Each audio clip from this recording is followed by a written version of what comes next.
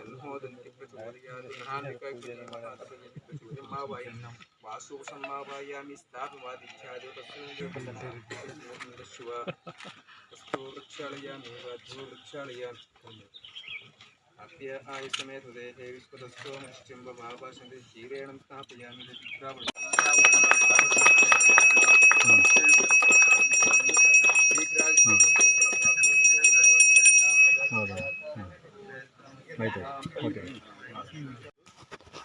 ಯಳಂದೂರು ತಾಲೂಕು ಕಟ್ಟಿಗಣಿಗಳು ಗ್ರಾಮದ ಹತ್ರ ಸುವರ್ಣಾವತಿ ನದಿಗೆ ಅಡ್ಡಲಾಗಿ ಕಾಲು ಸಂಕ ನಿರ್ಮಾಣ ಕಾಮಗಾರಿ.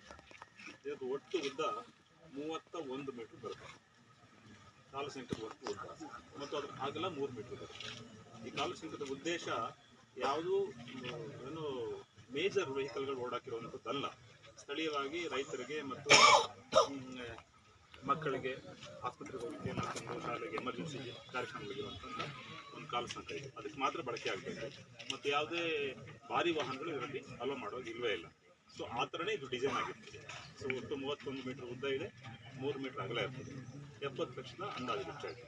ಈ ಕಾರ್ಯಕ್ರಮ ಇವತ್ತು ಸಾಹೇಬರು ಉದ್ಘಾಟನೆ ಮಾಡಿದ್ದಾರೆ, ಪೂಜೆ ಮಾಡಿದ್ದಾರೆ. ನಾವು ಕಾರ್ಯಕ್ರಮದ ಪ್ರಕಾರ ಏನು ಹೇಳ್ತಾ ಇದ್ದೀನಿ ಅಂತ ಹೇಳಿದ್ರೆ, ಏನು ಅಂದಾಜಿನಲ್ಲಿ ಪ್ರಾಯೋಜನ ಮಾಡಿದ್ದೀವಿ ಈ ಕಾಲ ಸಂಚಾರ ಮತ್ತು ಇದರಲ್ಲಿ ಅದಕ್ಕೆ ಹೊಂದಾಣಿಕೆ ಮಾಡೋಕ್ಕೆ ಆ ಕಡೆ ಅಪ್ರೋಚ್ ಮಾತ್ರ ಇದೆ. ಅಪ್ರೋಚ್ ಅಂತ ಹೇಳಿದ್ರೆ ಜಸ್ಟ್ ಒಂದು ಎನ್ವೈರ್ಮೆಂಟ್ ಮಾಡಿಕೊಳ್ಳುವಂಥದ್ದು ಸರಾಗವಾಗಿ ವೆಹಿಕಲ್ ಅದು ಹೊರತಾಗಿ ಇರೋದಿಲ್ಲ. ಮತ್ತು ಕೆಲಸ ಕಾರ್ಯಗಳಾಗ್ಬೋದು, ಸಣ್ಣ ಪುಟ್ಟದಿಂದ ತೊಂದರೆ ಮಾಡ್ಬೋದು ಕೇಳ್ತಾ. ಯಾವಾಗ ಶುರು ಮಾಡ್ತೀರಾ, ಯಾವಾಗ ಎಂಡ್ ಮಾಡ್ತೀರಾ? ನಾಳೆ ಸ್ಟಾರ್ಟ್ ಮಾಡಿ. ಏನೇನು ಸಮಸ್ಯೆ ಇಲ್ಲ. ಕಾಂಟ್ರಾಕ್ಟರ್ ಸರ್ ಮಾದೇಶ್ ಅಂತೇಳಿ ಕಾಂಟ್ರಾಕ್ಟರ್ ಅಷ್ಟಾಪುರದು ಶಂಕರ ಬಲ್ಲಿ ಟೆಂಡರ್ ಯಾರಿಗೆ ಹಾಕ್ತಾರ ಅವ್ರ ತಾನೆ.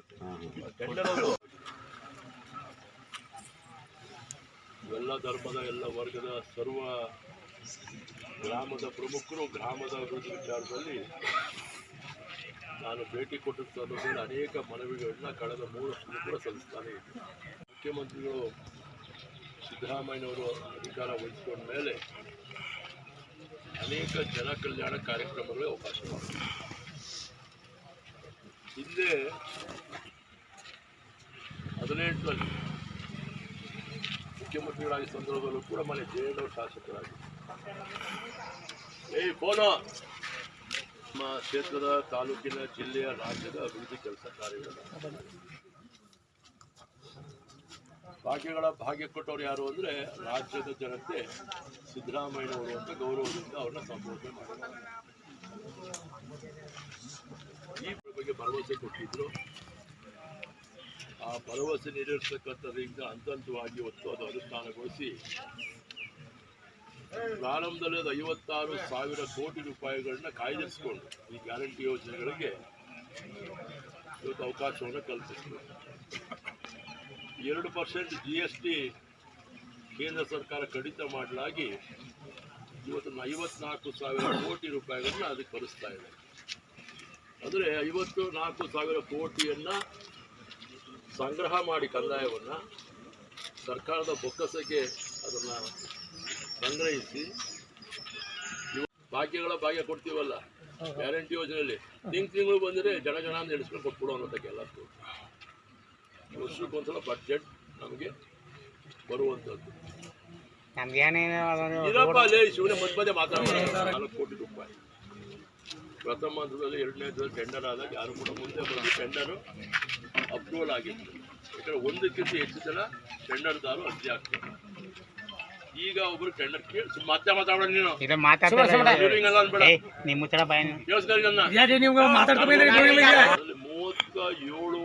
ಕೋಟಿ ರೂಪಾಯಿಗಳು ಈ ರಸ್ತೆಗಳ ಅಭಿವೃದ್ಧಿ ವಿನಿಯೋಗ ಮಾಡಿದ್ದ ಪ್ರಸ್ತಾವನೆ ಕೊಟ್ಟಿದ್ದು. ಅದು ಗ್ರಾಮೀಣ PWD ರಸ್ತೆ ಇರ್ಬೋದು, PRD ರಸ್ತೆ ಇರ್ಬೋದು, ನಗರಸಭಾ ರಸ್ತೆ ಇರ್ಬೋದು.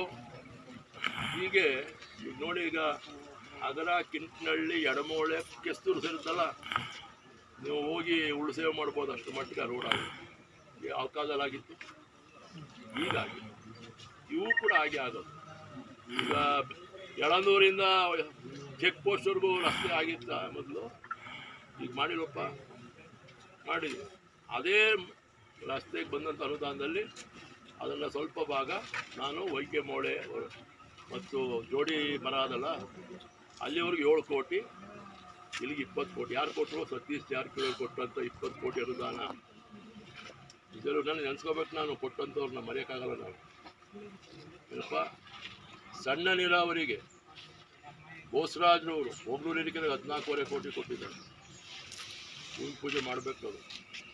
ನನಗೆ ಡಿ ಕೆ ಶಿವಕುಮಾರ್ ಅವರು ಕಳೆದ ಬಾರಿ ಉಪಮುಖ್ಯಮಂತ್ರಿ ನೀರಾವರಿ ಸಚಿವರ ಸಂದರ್ಭದಲ್ಲಿ ಚಂದ್ರಣ್ಣ ಹೇಳಿದ್ರಲ್ಲ, 70 ಕೋಟಿ ಕನೆಗಾಲ ಪಿಕಪ್ ಇನ್ಸ್ ಪ್ರಾರಂಭ ಆದರೆ ಈ ಕೆರೆಗಳೆಲ್ಲ ಈಗ ಜಂಗಲ್ ಕಟ್ ಮಾಡ್ತಾವ್ರಿ. ಗೊತ್ತಾ ನಿಮಗೆ? ಇಷ್ಟು ದೊಡ್ಡದಿಂದ ನಮ್ಮ ಕೆರೆ ಅಂತ ನಿಮಗೆ ಆಶ್ಚರ್ಯ ಆಯ್ತಾ ಇದೆ. ಜಂಗಲ್ ಕ್ಲಿಯರ್ ಮಾಡಿದ್ಮೇಲೆ ನಿಮ್ಗೆ ಕಾಣ್ತದೆ ಅದು. 70 ಕೋಟಿ ಅನುದಾನ ಈ ಸುವರ್ಣವತಿ ಒಣ್ಣೊಳ್ಳೆ ಅದಲ್ಲಪ್ಪ ಇದು ಎಲ್ಲ ಅಚ್ಚುಕಟ್ಟಲ್ಲಿ ನೀರು ಸಲೀಸಾಗಿ ಗ್ರಾವಿಟೇಷನ್ ಪುಲ್ನಲ್ಲಿ ನಿಮ್ಮ ಭಾಗಕ್ಕೆ ನೀರು ಹರಿದು ಬರಲಿ ಅನ್ನೋ ಉದ್ದೇಶಕ್ಕೆ ಮಾಡ್ತಾರೆ.